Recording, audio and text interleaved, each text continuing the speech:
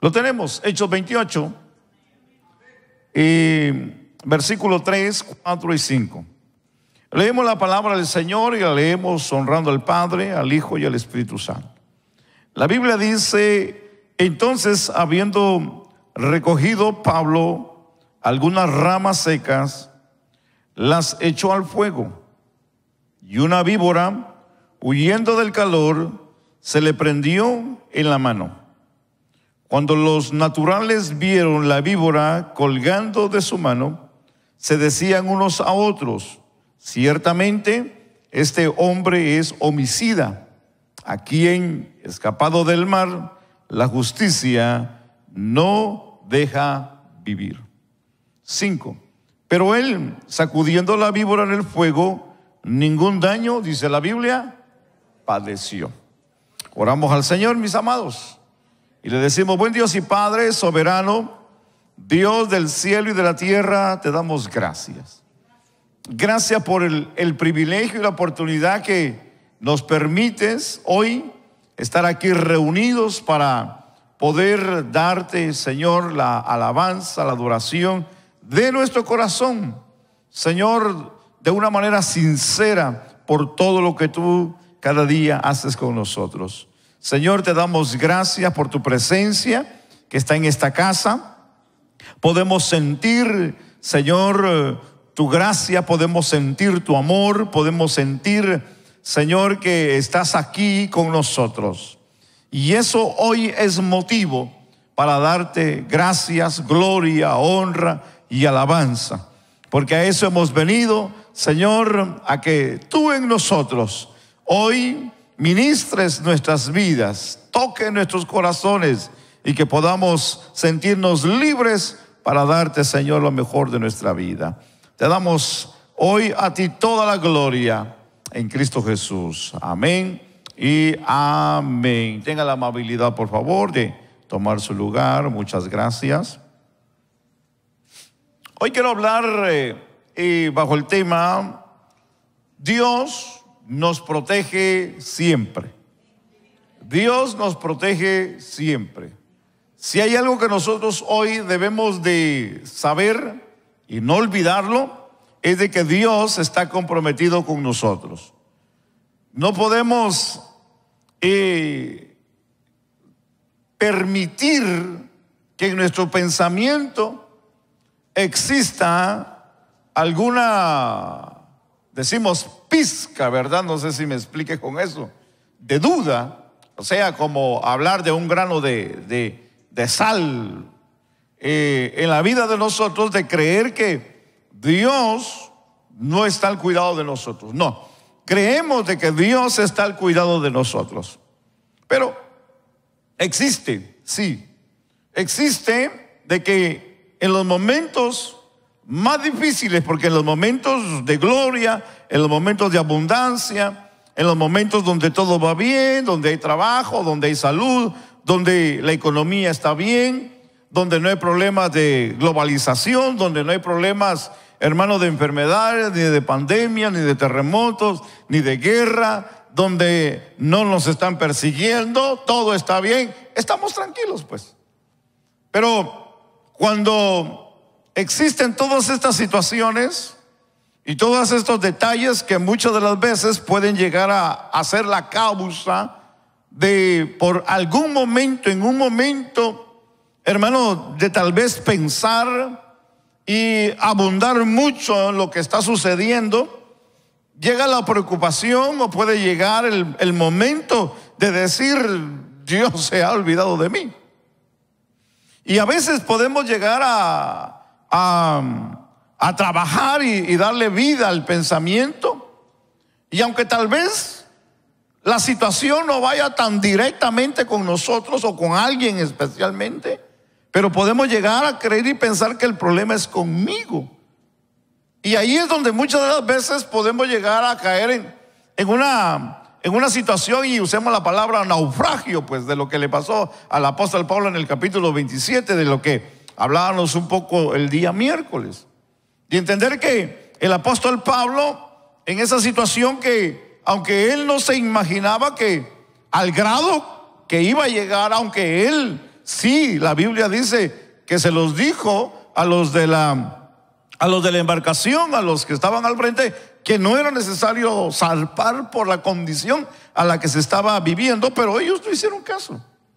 No hicieron caso y emprendieron viaje en medio de aquel gran mar, que en el camino se embraveció. El que en algún momento el mar les había dado felicidad, ahora el mar se había tornado para darles un tormento a la vida de ellos. Y qué difícil, porque en medio de esa situación ellos no podían hacer nada al respecto. Estaba fuera de su alcance. No había una forma para ellos salir o decir: me voy a bajar de la barca y se va a terminar el problema. No, al contrario, si se bajaban de la barca era muerte segura. Mas ellos, a pesar de que la situación se ponía difícil, ellos trataron la manera de sobrevivir, porque la Biblia dice que comenzaron a tirar todo aquello que tenían, que les era de sobrepeso, y unos a otros de una forma se motivaban, y entre esos estaba el apóstol Pablo, porque Pablo sabía de antemano de que la situación iba a empeorar, no iba a menguar, porque eran conocedores de lo que pasaba o pasa allá en esos lugares, hermano, de lo que es el mar. Entonces el apóstol Pablo, bien sabido y conocedor, sabía de lo que se estaba por esperar o por lo que iba a suceder. Mas, sin embargo, vemos la historia, que la historia es fascinante, porque la Biblia nos enseña que ellos llegaron, hermano, y pudieron salir a flote, aunque en ese lapso los soldados, como yo les mencionaba y leíamos, de que les querían quitar la vida a todos los presos, y era algo, llamémosle, normal para ellos, porque como soldados ellos tenían que pagar por su vida el escape de un reo. Así que ellos corrían por su propia vida, y ellos preferían matar a los presos que los mataran a ellos. Entonces, pero vemos que había un hombre, y es que el jefe de todos ellos quería preservarle la vida a Pablo, y por ahí es donde entra, hermano, la gracia, la misericordia de Dios, no solamente a la vida de Pablo, sino a la vida de toda la tripulación. Porque por preservar la vida de Pablo hay una preservación de vida hacia la demás gente. Entonces esto es interesante, porque al entender que Dios trabaja por senderos, decimos, misteriosos, es entender que Dios en algún momento de la vida le dio una oportunidad a Nínive en el tiempo de Jonás. Pero no es así hasta después, que parece que es del tiempo del profeta Nahum, si no me equivoco, cuando Dios destruye a Nínive. Y de alguna manera Dios les había determinado su misericordia, porque se habían humillado y se habían arrepentido de todos sus pecados. La Biblia dice que hasta el rey se humilló cuando Jonás les predicó ese gran y corto mensaje, pero con un gran poder, hermano, que llegó hasta las puertas del palacio, y reconocieron de que habían fallado y pecado contra Dios, y se tiraron y se humillaron. Todo mundo, hasta los animales, dice la Biblia, que ayunaron, hermanos. Y ahí Dios extiende su mano, extiende su misericordia, y hay salvación y ya hay restauración. Ahora Jonás dice, estando ya en un peñasco, viendo cuando Dios los iba a fulminar y acabar por su pecado, dentro de él sabía que si ellos se humillaban, Dios los iba a perdonar. Y sí, como decimos nosotros allá en Guatemala, cabal, pues así pasó, hermanos. Así sucedió. Se humillaron y él dijo: yo sabía, le digo a Dios, que los ibas a perdonar. Es que en realidad ver, hermano, lo grande que es Dios, que es maravilloso, es algo que hoy para nosotros debe de ser nuestro motor para nosotros cada día seguir adelante en esta vida. Ahora, entendamos que estamos viviendo, hermano, en un tiempo profético, estamos viviendo en un tiempo, hablemos de principio de dolores, pero también estamos hablando de un tiempo fuerte, donde estamos viendo cambios. El mundo está sufriendo cambios, están habiendo cambios, están pasando cambios, están viendo cosas que por 20, 30, 50 años atrás no mirábamos, pero están sucediendo y tienen que suceder. El problema es que nosotros como seres humanos no estamos preparados para los cambios. No estamos preparados para cambios. Estamos sencillamente viviendo al día, y muchas de las veces como seres humanos nos gusta más acomodarnos a lo más fácil y a las cosas más fáciles. Y cuando hay un cambio es donde resentimos, y es donde sentimos que el mundo se nos termina en momentos, en segundos.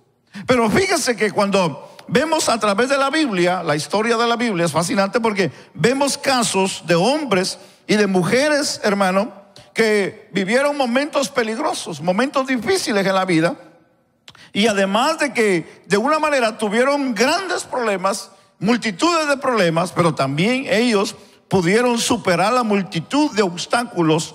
Lo que aquí significa es entender la mano de Dios sobre la vida del pueblo, sobre la vida de nosotros. Porque cuando nosotros entendemos que Dios está al cuidado de nosotros, y cuando yo menciono la mano de Dios, me estoy refiriendo al cuidado de Dios. Cuando el cuidado de Dios está sobre nuestras vidas, entendamos que como seres humanos, vivir en este mundo, vamos a tener dificultades. El Señor lo dijo. El Señor lo dijo, que íbamos a tener dificultades en esta vida, en este mundo. Pero el Señor nos abrió la puerta y dijo que confiáramos en Él, que eso es lo que debemos de hacer en este caso. Pero hablemos de la historia, porque grandes hombres y mujeres que pasaron situaciones tan difíciles, pero algo que sí debemos de aprender de ellos es que ellos supieron brincar los obstáculos.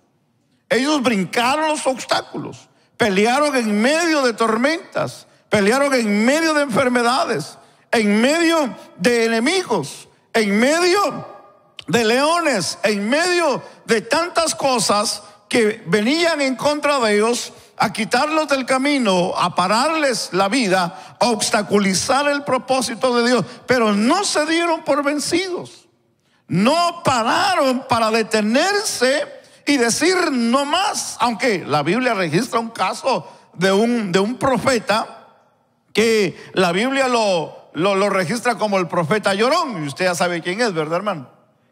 ¿Usted conoce a ese profeta? De todo se quejaba.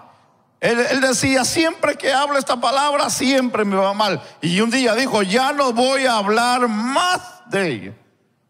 Pero lo dijo en cierta ocasión: pero estando yo encerrado, dentro de mí había algo que no me dejaba tranquilo, y eso era Dios a través de su palabra. Y ese es el profeta Jeremías.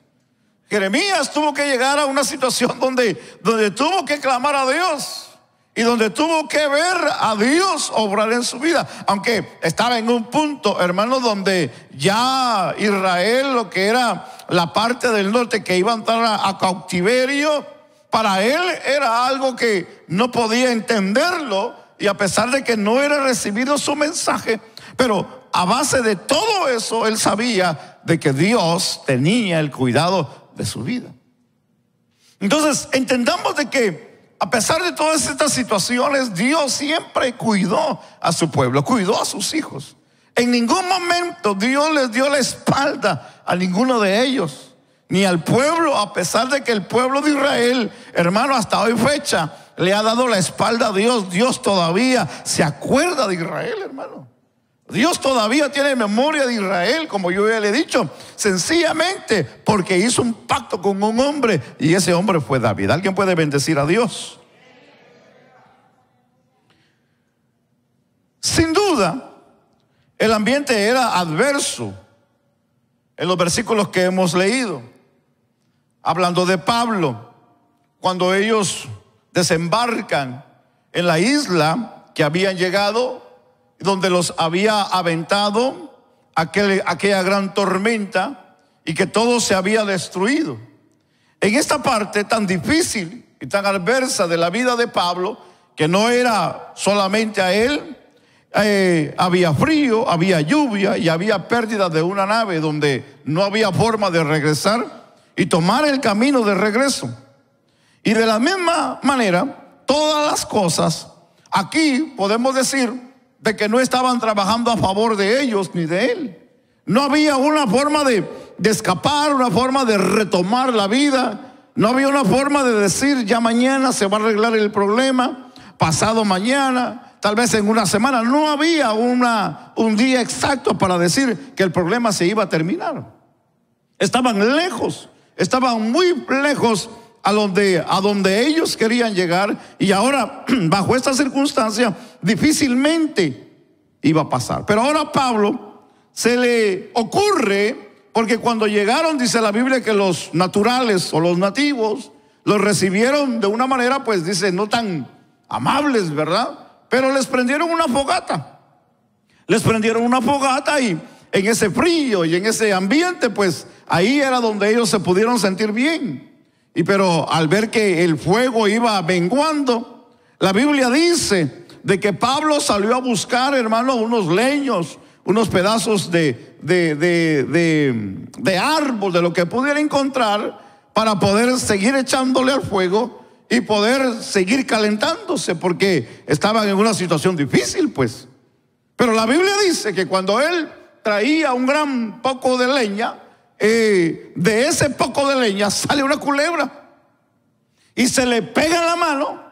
Y de una manera, cuando se le pega en la mano, la Biblia, ¿verdad?, nos enseña que él llegó a donde estaba el fuego y de una manera la aventó al fuego para que se soltara de él. Y de esta manera entendamos que la Biblia nos enseña que Pablo, en toda esta su travesía que estaba sucediendo y estaba pasando, como dijéramos nosotros, ¿verdad?, en la vida que estamos tal vez algunos llevando, o tal vez pasando, o que tal vez en algún momento de la vida pasáramos y dijéramos, solamente esto me faltaba, ¿verdad?, que el perro de la casa me mee. Pues ya sería el colmo, ¿verdad, hermanos? Ya sería demasiado de que me pase una cosa, nos pase otra cosa, otra aquí, otra allá, y no hay un fin. Y el perro de la casa, que cuando llegamos a la casa te levante la mentada pata, ¿verdad?, y nos reciba de esa manera. Dijera la gente del mundo, la gente inconversa, la gente que no tiene el temor a Dios, dijera, usted está salado, hombre. Usted está salado. Vaya a ver al brujo de la colonia, vaya a ver al hechicero, vaya a ver al encantador, vaya a ver a la que tira cartas, vaya que le hagan una limpia. Eso sería el consejo de la gente de afuera, porque ese es su pensamiento, esa es su vida, esa es su idea, el pensar que de esa manera los problemas se van a quitar. Pero no es así, sino que entender aquí que Pablo estaba bajo un propósito y bajo un llamado y una dirección de Dios. No era algo que a él se le hubiese ocurrido, aunque entendamos que él había apelado a Roma porque era un ciudadano romano, pero él no tenía ni el deseo de ir ni las ganas de caminar a ese lugar que era Roma. Estamos hablando de una distancia muy, muy retirada de lo que a donde a él lo habían encarcelado y lo habían agarrado por predicar el evangelio.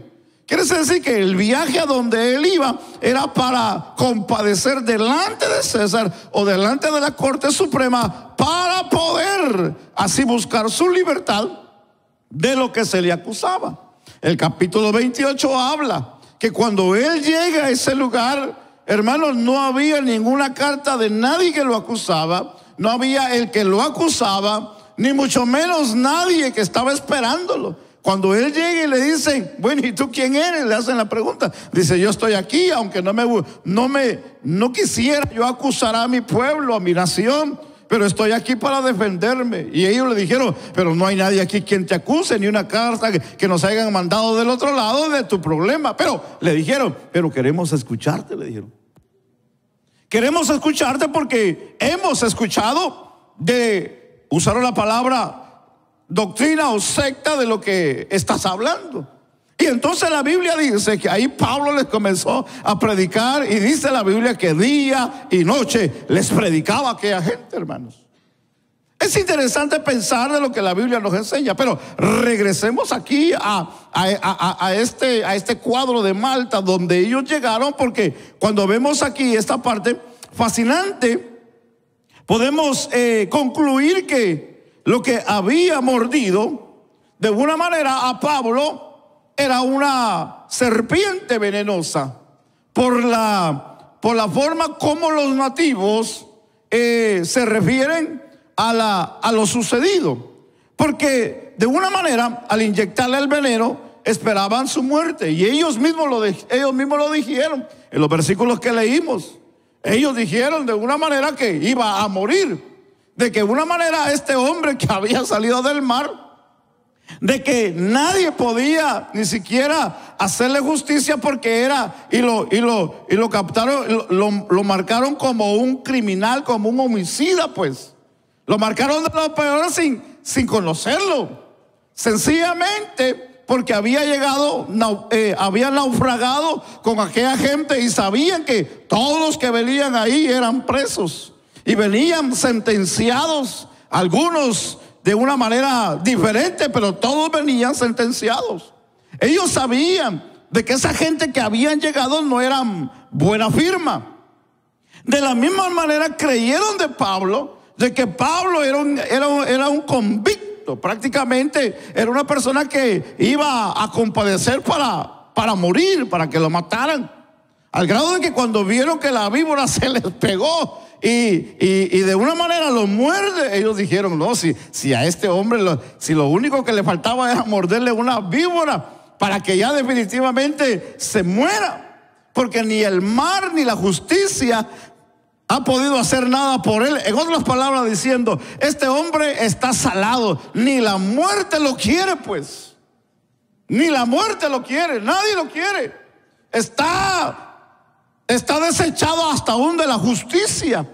Nadie quiere hacerle justicia. En otras palabras, como diciendo, este hombre, saber cuántas cosas no más le van a pasar en la vida. Pero ellos dijeron, pero eso sí, va a morir.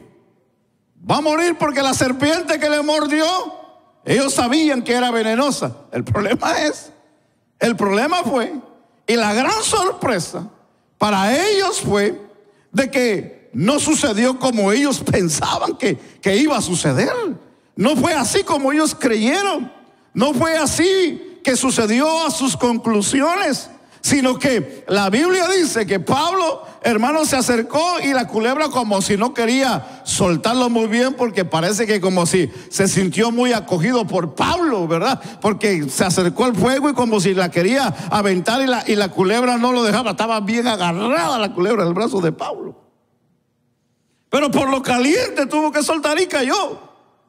Pero ellos en su mentalidad decían, ahorita va a caer, ahorita se va a hinchar, ahorita le va a dar fiebre, ahorita va a cambiar de colores, ahorita se va a caer, ahorita va a azotar, ahorita va a convulsionar, ahorita va a sacar espuma por la boca, ahorita se le van a voltear los ojos. Ese era el pensamiento de ellos. Esa era la mentalidad de ellos. Ahorita Pablo va a morir, aunque no lo conocían como Pablo, pero decían, ahorita ese homicida va a morir. Va a morir. Porque hay una ley que lo está siguiendo y tiene que morir. Este hombre merece la muerte. En otras palabras, ellos como individuos, como personas con un libre albedrío que ellos tenían, estaban juzgando a alguien que en realidad no conocían, pues. Y qué duro es, ¿verdad, hermanos? Que lo juzguen a uno sin conocerlo. Qué duro es que lo señalen a uno sin saber qué clase de persona es uno. Eso es lo más triste de una persona, que juzgue a otra persona sin saber. En otras palabras, llegar a compadecer a un tribunal y condenarlo sin que esa persona se defienda. Eso es injusticia, pues. Eso es ser injusto. Eso no es tener, hermano, una ley. Eso no es tener, hermano, derechos. Y eso es triste, compadecer ante un tribunal en un país, en un lugar donde no se le permita a uno defenderse. Gloria a Dios por este país. Gloria a Dios por este país, hermano, que ha tenido buenos principios y que tiene, hermano, una ley donde cada convicto, y no importa, hermano, el más perverso y más pecador, se le ha dado la oportunidad de compadecer y de hablar y exponer su situación. Pero eso está llegando a un punto y está llegando a un límite en estos tiempos. Está llegando a un límite, que eso es lo más triste. Y eso es cuando una democracia, hermano, es interrumpida o es lastimada, donde hay dictadores, donde hay sentencias, donde no hay una forma de poder expresar, hermano. Eso es lo más triste de un país. Eso es lo más duro de un país. Pero hoy estamos viendo y estamos delante de la Biblia y estamos entendiendo lo que aquí Pablo, hermano, está siendo sentenciado por sus enemigos sin saber que eran enemigos, condenándolo sin saber si era reo de muerte o no. Pero algo interesante que aquí la Biblia nos enseña es que, hermano, Dios ha prometido cuidar de los suyos, cuidar de sus hijos, cuidar de su pueblo, cuidar de sus siervos, cuidar de sus siervas. No importa quién se pueda levantar o poner mano encima. Recuérdese que encima de nosotros, encima de la iglesia, encima del pueblo, hay una mano más poderosa que la mano del hombre, y esa es la mano de Dios. Y aquí hay algo fascinante, porque al entender aquí esta historia, es entender que no fue así como pasó. Ellos esperaban que cayera, que muriera, y no murió. Entonces se asustaron y dijeron: ¿qué clase de hombre es este, pues? ¿Qué clase de hombre? Y cuando, hermano, vio que no murió, dijeron: este es un Dios. Así que el hombre tiene, hermano, el que no tiene a Dios, tiene distorsionada no solamente la mente, el corazón y todo, hermano. Y aquí hay un problema grande, porque cuando nosotros vemos que esperaban a que él muriera, pero de una manera aquí vemos la protección de Dios, que no le pasó ningún daño. Y todos en Malta vieron el poder aquí de Dios en la vida de Pablo. Esto es fascinante. Porque si hay algo que nosotros hoy debemos de entender, es de que nosotros, la iglesia del Señor, no milita ni camina sola en esta tierra. No está desamparada, hermano, en la tierra. La iglesia del Señor, aunque ha sufrido persecución, aunque ha pasado momentos, hermano, de dolor, de llanto, de sufrimiento, donde han querido quitarla del camino y donde han querido parar el propósito de Dios, la iglesia del Señor hasta aquí todavía está de pie. La iglesia del Señor avanza, la iglesia del Señor camina, la iglesia del Señor sigue predicando, la iglesia del Señor no ha retrocedido, sigue avanzando. La iglesia del Señor todavía está visible en medio de tormenta, en medio de adversidad, en medio de fuego, en medio de acechanza. La iglesia de Cristo está de pie. Hoy tenemos que entender eso. ¿Sabe por qué? Porque la iglesia de Cristo no está bajo un fundamento de hombre, no está bajo un fundamento humano, no está bajo un fundamento de concilio, de iglesia, de nombre, de religión o de secta. No, la iglesia de Cristo está fundada bajo lo que es la palabra bendita del Señor, bajo ese nombre que es sobre todo el nombre, en esa sangre bendita que se vertió en la cruz del Calvario. Cristo es el ángulo de la iglesia, y si la iglesia está fundada en Cristo, nadie podrá mover la iglesia. Mira, hermano, nos pueden matar si quieren, nos pueden eliminar si quieren, pueden cerrar las iglesias y echarle fuego si quieren, pueden, hermano, hacer todo lo que quieran hacer el hombre, el mundo, quien quiera, hermano, pero la iglesia del Señor no la van a poder parar, ni van a poder callar el evangelio de Cristo. No van a poder, hermano, en contra de lo que está establecido de parte de Dios, porque lo que está establecido de parte de Dios nadie lo va a poder mover, y el que se levante en contra de lo que está establecido de parte de Dios es pelear contra Dios, y hasta aquí todavía nadie le ha ganado a Dios. Aleluya. Nadie le ha ganado a Dios. Nadie. El hombre se ha atrevido a desafiar a Dios. El hombre se ha atrevido a levantar la mano en contra de Dios. Pero todos aquellos que se han atrevido a levantar la mano y la voz en contra de Dios han perecido. Han perecido. Un hombre un día en Nueva York se metió a una de las cortes y puso una demanda. Y su demanda fue contra Dios. Dijo, yo hoy vengo a poner una demanda contra Dios. Cuando le tocó su punto, su tiempo para presentarse en corte y poner la demanda públicamente, le dijeron, ¿cuál es su demanda? Quiero hoy demandar a Dios porque Dios en los momentos difíciles de mi vida no ha estado ahí. En los momentos de enfermedad no ha estado ahí. Cuando no he tenido trabajo no ha estado ahí. Hoy vengo a demandar a Dios porque Dios no está como Él ha prometido conmigo. Yo hoy le hago la pregunta a usted. ¿Usted cree que Dios se ha olvidado de nosotros? ¿Usted cree que Dios en algún momento de la vida podemos decir que se le olvidó que usted y yo existimos en esta vida? Porque tal vez como lo dibujan, hermano Hollywood, lo dibujan a un hombre viejo, barbado, ya canoso, hermano. Y mucha gente tiene ese concepto de Dios. A un Jesús con barba, a un Jesús con el pelo bien largo, a un Jesús con sandalias, hermano, y con una túnica blanca todo el tiempo, caminando como una persona sin rumbo. Así lo pinta Hollywood. Así lo pinta Hollywood. Pero yo hoy vengo a decirle a usted que no es como lo pinta el hombre, ni es como lo ve el hombre, sino es como la Biblia, la palabra de Dios, nos lo enseña a nosotros.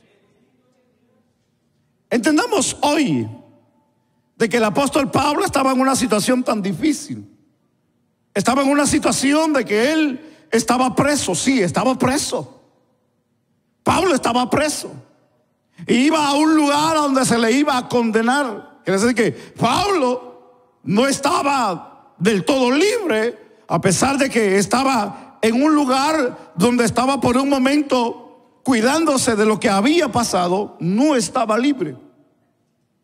Y cuando vemos la escena donde él cae con aquella gente que todavía vienen a condenarlo por la situación, sencillamente porque una culebra le había picado y porque para ellos era algo como decimos, usémoslo de una manera como cuando le dicen a la mamá cuando el niño nace, le dice póngale un listón rojo para que no le hagan ojo, le dicen a la mamá. Espero que usted no practique esas cosas raras, de verdad, hermano. Póngale un botoncito rojo aquí, le dicen a la mamá, y ahí va la mamá y le pone para que cuando lo vean no le hagan ojo. Y si se le cae la mollera, póngale un gran chimpuste de azúcar aquí, le dice, para que se le regrese otra vez la mollera. Los que son de Centroamérica me entienden lo que estoy hablando. Amárrele un cordón rojo en la mano. Bueno, mi abuela practicaba todo eso. Por eso sé eso. Y más que yo me crié con mi abuela. Mi abuela era como la bruja del barrio, hermanos. Yo era el monaguillo de la abuela, imagínense.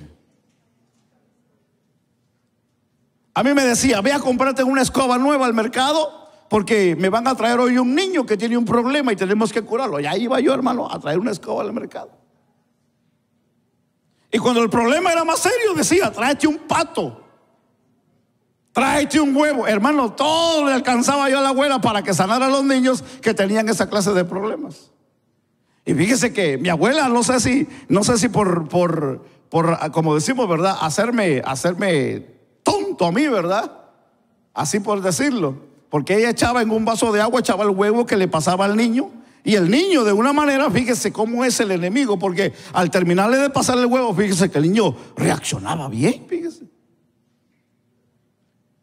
Y ella cuando quebraba el huevo en el vaso del agua, ella decía, mira, aquí está el ojo que le hicieron al niño. Y ella lo podía ver, yo no lo podía ver. Yo le digas que yo veo dos ojos, no, es uno, me decía. Y yo siempre bromeando con la abuela, pero la abuela en serio. El problema fue cuando ella entró al evangelio. Cuando ella entró al evangelio, ella todavía barría niños, les pasaba huevos a los niños. Y qué tanta cosa no les hacía a los niños. Y les ponía y que le pusieran aquí, que le pusieran allá. Y un día la agarró su pastor. Y le dijo, venga para acá, le dijo, hermana, le dijo. Le dijo, a usted no le es suficiente la sangre de Cristo, le dijo, para que el Señor sane a los niños. Y ella entendió el mensaje. Ella entendió el mensaje.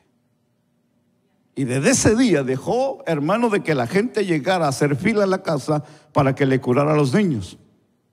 Desde ese día ella comenzó a predicar a Cristo. Desde ese día comenzó a hablar de la verdad y del poder y de la sangre de Cristo. Mire, la casa se le ha llenado. En esa casa se han levantado, hermano, más de 3 iglesias en esa casa. Porque esta viejita se ha inclinado en predicar el evangelio. Llegan a ayunar con ella. Ella ya ahorita le hace falta ya una pierna. Ya no puede caminar. Pasa ya de los 97, 98 años. Ya le va a pegar a los 100. Hermano, ya el cielo ya la está gritando. Ya la está diciendo, mándenme, la está diciendo el cielo. Todavía ayuna, todavía ora. Ella tuvo un problema en el terremoto del 86. Quedó lastimada de su espina dorsal. Quedó lastimada de sus manos, de sus tendones. A ella le pusieron partes de plástico, hermano, en su cuerpo. En aquellos tiempos que se practicaba no había platino, yo creo. Le pusieron plástico. Le dijo el médico, no va a caminar. Aquella mujer comenzó, hermano, de una manera a gatear. El médico dijo, no se va a levantar. Se levantó y dijo, no va a poder ni sentarse. Se sentó en una silla de ruedas. El médico dijo, ni en bastón ni en muleta va a poder caminar. Se levantó, hermano, y comenzó a caminar con bastón y con muletas. El médico dijo, no va a caminar. Tiró todo aquello y comenzó a caminar, porque la fe de esta mujer era que sabía que el Dios que ella le había entregado su vida es un Dios que tiene poder, que cambia, que transforma, que liberta y hace milagros. Hasta el día de hoy todavía ora por los enfermos y los enfermos se sanan. Hasta el día de hoy todavía ora por los endemoniados y los endemoniados son libres. Ahora ella no se para a ministrarlos, no, desde su silla sin un pie ora por los necesitados y la gente recibe, hermano, el poder de Dios. ¿Sabe por qué? Porque creyó de que hay un Dios que tiene poder y que sabe transformar las cosas, hermano, cueste lo que cueste, pase lo que pase, hermano, crea quien crea que hemos creído el Dios de la Biblia, que el Dios de la Biblia tiene poder para cambiar, hermano, el rumbo de la vida del hombre, el rumbo de un país, el rumbo de un mundo, el rumbo, hermano, de todo lo que se pueda oponer en contra de Dios. Dios tiene el poder para hacer el milagro, hermano, cuando hay alguien que cree en Él. Yo no sé en esta noche si usted puede creer a Dios en este día. Entendamos, aquí yo estoy ya casi terminando. A Pablo se le quiso oponer el propósito de Dios en su vida. Si lo vemos humanamente hablando, en una parte que tal vez diríamos era el tiempo para que él pudiera terminar su camino, su carrera, su ministerio, o decir, se la había buscado. Pero en todo ello hay un propósito de Dios. En todo ello hay un propósito de Dios. Hoy se dijo algo aquí, y Dios bendiga a la hermana que dijo esa parte. Si todo esto que está pasando al finalizar va a traer algo bueno, gloria a Dios, hermano. Gloria a Dios por eso. Pero de algo sí estamos y tenemos que estar bien seguros de que va a haber llanto. Va a haber dolor, va a haber momentos de tristeza, va a haber momentos de congoja, va a haber momentos donde tal vez vayamos a sufrir algunos de nosotros. aparte de los que ya están sufriendo. Pero si esto va a traer algo bueno, si esto va a despertar dentro de la iglesia algo positivo, hermano, de Dios a nosotros, gloria a Dios por eso. Si esto va a traer al familiar, gloria a Dios a los pies de Cristo, gloria a Dios por eso. Si esto nos va a hacer a nosotros acercarnos a Dios, orar más, buscar de Dios, ser más sincero, ser más amoroso, buscar a Dios cada día, gloria a Dios por eso. ¿Usted qué piensa? ¿Vale la pena? Claro que vale la pena. Vale la pena. ¿Sabe por qué? Porque si Dios ha prometido estar con nosotros, Dios se va a encargar de nosotros. Dios se va a encargar que lleguemos al final del camino, tal vez sin un brazo, tal vez sin una pierna, tal vez lastimado, pero llegaremos en el nombre del Señor. Porque si Dios prometió, Dios cumplirá su palabra en nosotros. Porque si de algo estamos seguros, que Dios traerá justicia. Dios traerá justicia, hermano. Yo me voy a morir creyendo que el Dios que yo le sirvo es un Dios justo, hermanos. De eso yo estoy bien seguro. Yo me voy a ir a la tumba creyendo que al Dios que yo sirvo y predico es un Dios justo. Y Él no se va a quedar, hermano, con la injusticia del hombre. Dios va a juzgar al hombre tarde o temprano. Lo va a juzgar. Así que hoy nosotros debemos de entender algo. Y es que la Biblia nos enseña de este hombre, de que a pesar de que estaba siendo obstaculizado, parado, y como si no le estaba trabajando nada a favor de su vida en ese momento, Dios tenía un propósito con él. Porque Dios lo había llamado a predicar, hermano, no solamente a los gentiles, sino a los reyes, hermanos, de aquellos entonces, a los emperadores. Y aquí hay una parte, porque la Biblia nos enseña que tuvo que llegar a Roma para poder hablarle a aquellos grandes hombres. No era el momento, para él no era el día, no era la fecha, pero para Dios sí era el tiempo. Fíjese qué interesante, porque este es su último viaje misionero que hace Pablo. Y su último viaje, de una manera, es llegar a Roma. Y aquí en el versículo, déjeme leer porque estoy terminando. En el versículo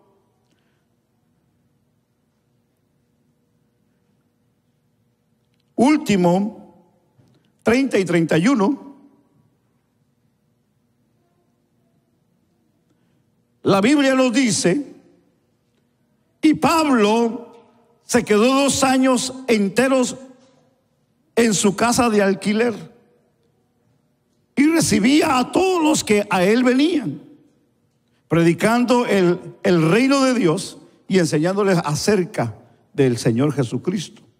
Y de una manera, aquí la Biblia nos enseña de que Pablo, cuando fue y compadeció delante de aquellos hombres y que no hallaron ninguna culpa, lo mandaron a una casa de alquiler para que estuviera preso de una manera domiciliariamente. Pero la historia dice que cuando no se le halló nada de lo que se le estaba acusando, lo dejaron libre. Y cuando lo dejaron libre, la historia dice que el libro de los Hechos se escribió en el año 62 después de Cristo. Y dice la historia que Pablo murió en el año 67 después de Cristo. Entonces, ¿qué nos dice eso? Que en este lapso de tiempo de esta historia, lo único que la historia registra de Pablo es que solamente vivió 5 años después de que llegó a compadecer, y después dice la historia que lo volvieron a llamar y fue cuando lo mataron a Pablo, porque a Pablo lo mataron por causa del evangelio. Pero si nosotros nos ponemos a pensar y podemos ver la historia espiritualmente de la vida de Pablo, Pablo estaba caminando bajo el propósito de Dios. Y aquí es donde nosotros tenemos que entender que la iglesia del Señor no debe de caminar bajo el propósito de ningún hombre, sino bajo el propósito de Dios. Porque cuando nosotros caminamos bajo el propósito de Dios, Aunque el hombre ponga fechas, y aunque el hombre apunte, y aunque el hombre y el mundo y todo el que quiera de una manera parar la obra de Dios en la vida de nosotros, no va a poder. ¿Sabe por qué? Porque Dios tiene un tiempo para cada uno de nosotros. Entonces no es el tiempo del hombre, no es el tiempo, hermano, del gobierno, no es el tiempo de lo que está pasando al otro lado del mundo, ni de este lado, no, es el tiempo de Dios para nosotros. Entonces Dios, recuérdense que en su mano estamos y nadie nos va a poder sacar de su mano si Él no lo permite.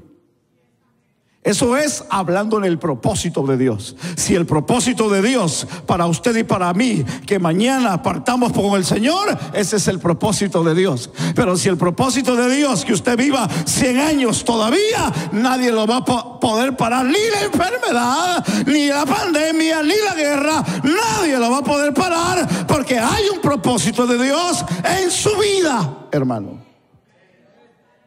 Entonces, ¿qué es lo que debemos de hacer? Debemos de vivir bajo el propósito divino de Dios. Y bajo ese propósito divino de Dios es permitirle a Dios que Dios viva en nosotros. Yo le pido a Dios: Señor, ayúdame a vivir bajo tu propósito. Porque cuando vivimos bajo el propósito de Dios, nos puede llegar momento de amargura, momento de tristeza, momento de soledad, momento de escasez, momento de enfermedad, y lo recibimos y le damos gloria a Dios. Pero cuando no estamos bajo el propósito de Dios, aunque tal vez nos hace falta por un día comida, estamos quejándonos. Quejamos porque no hay trabajo, nos quejamos por el agua, nos quejamos por el frío, nos quejamos por la gasolina, nos quejamos de todo cuando no estamos bajo el propósito de Dios. Pero cuando estamos en el propósito de Dios, que tiemble lo que tenga que temblar, que llueva lo que tenga que llover, que caiga lo que tenga que caer, que se abra lo que tenga que abrirse, que suceda lo que tenga que suceder. Yo estoy escondido bajo el propósito divino de Dios. Yo estoy bajo el propósito divino de Dios. Yo estoy debajo de sus alas. Yo estoy bajo su cobertura. Yo estoy bajo su sombra. Nada ni nadie me podrá apartar del amor de Dios que es en Cristo Jesús. Alguien puede bendecir a Dios en este día. Si tú estás bajo el propósito de Dios, no tengas miedo, no tengas temor. La mano de Dios está sobre tu vida.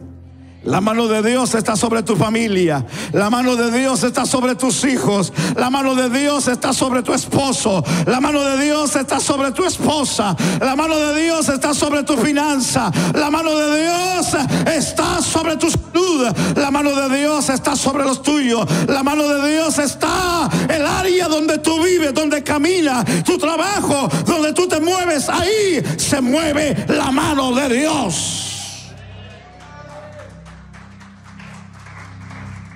Dios ha prometido. Y si Dios ha prometido, recuérdese que nada ni nadie podrá mover a Dios. Así que refugiémonos pues en la voluntad de Dios.